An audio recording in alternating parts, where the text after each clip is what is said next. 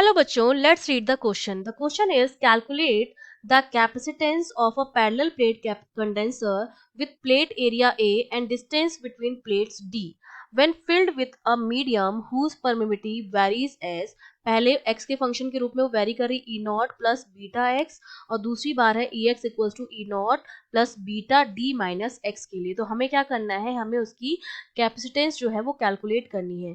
तो देखिए की कॉन्सेप्ट बहुत सिंपल है। आपको क्या पता होना चाहिए कि अगर हम पैरेलल प्लेट कैपेसिटर की बात कर रहे हैं तो किसी भी पैरेलल प्लेट कैपेसिटर में क्या होता है, दो प्लेट्स होती हैं इस तरह से।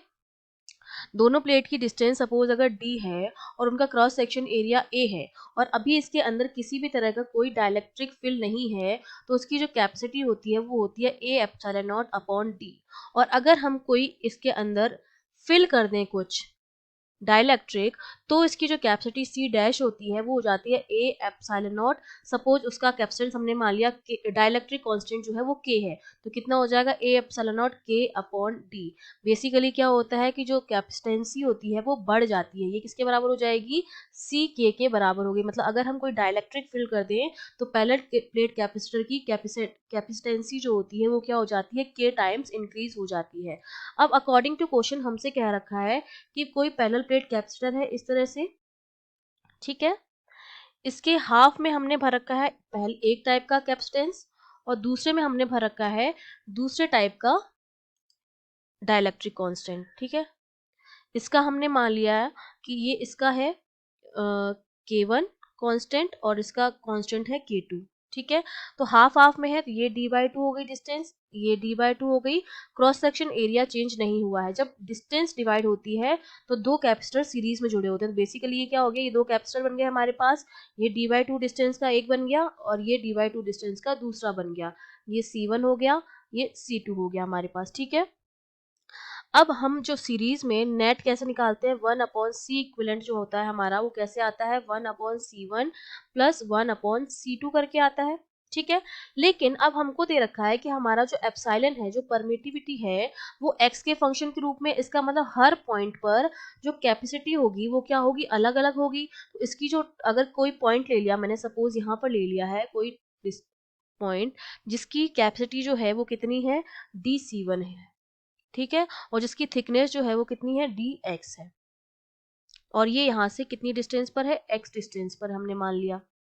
सिमिलरली C2 वाले में भी हमने ले लिया कि कोई एक पॉइंट है जिसकी जो कैपेसिटेंसी जो है वो dc2 है और इसकी जो थिकनेस है वो भी dx है और ये भी x डिस्टेंस पर ही है यहाँ से, ठीक है। ये हमने मान लिया।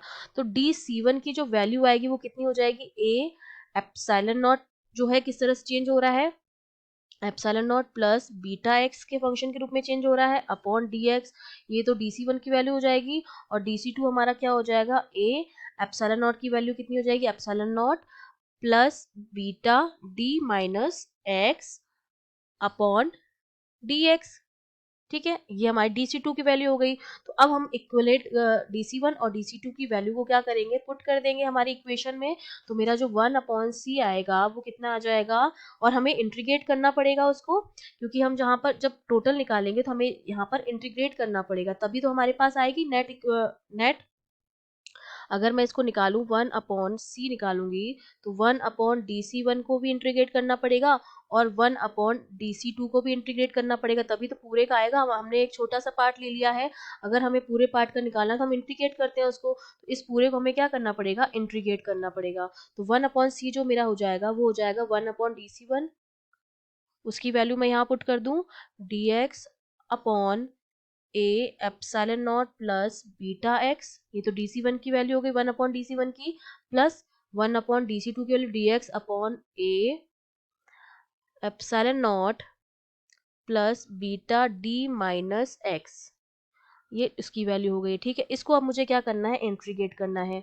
तो 1/c, ये 1/a तो क्या आ जाएगा आपका, कॉमन आ जाएगा।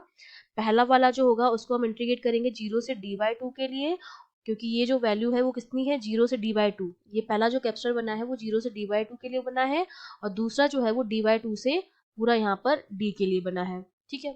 तो ये हमारा हो जाएगा 0 से d/2 के लिए dx upon epsilon not plus beta x, और दूसरा वाले को हम करेंगे dy2 से d के लिए, जो कितना हो जाएगा dx upon epsilon not plus beta d minus x. ठीक है, जब हम इसको करेंगे तो 1 अपॉन ए हो जाएगा, ये पहले वाले का क्या हो जाएगा log epsilon not plus beta x upon के हो जाएगा, और यहाँ पर हम वैल्यू उसकी लिमिट पुश कर देंगे डी से 0 से d/2, प्लस दूसरे वाले का कितना हो जाएगा log epsilon not plus beta d minus x upon minus के, और इसकी जो हमारी लिमिट हो जाएंगी वो कितनी हो जाएंगी d/2 से d तक के लिए। तो अब हम इसको क्या करेंगे, जब सॉल्व करेंगे तो ये मेरा क्या हो जाएगा 1/c जो हो जाएगा, k भी कॉमन आ जाएगा दोनों में से, और a पहले से ही कॉमन था तो 1/ak हो जाएगा।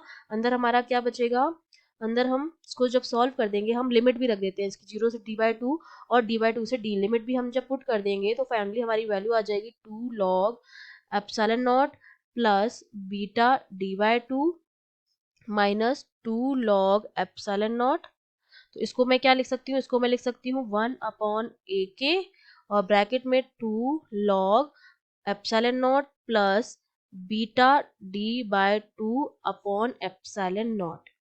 ठीक है, इस तरह से लिख सकती हूँ। तो फाइनली ये तो 1/c की वैल्यू आई, तो c मेरा कितना हो जाएगा ak/2, और ब्रैकेट में हमारे पास क्या बचेगा, ब्रैकेट में बचाएगा हमारे पास लॉग, यहाँ पर आ जाएगा 2 epsilon not upon 2 epsilon not plus beta D.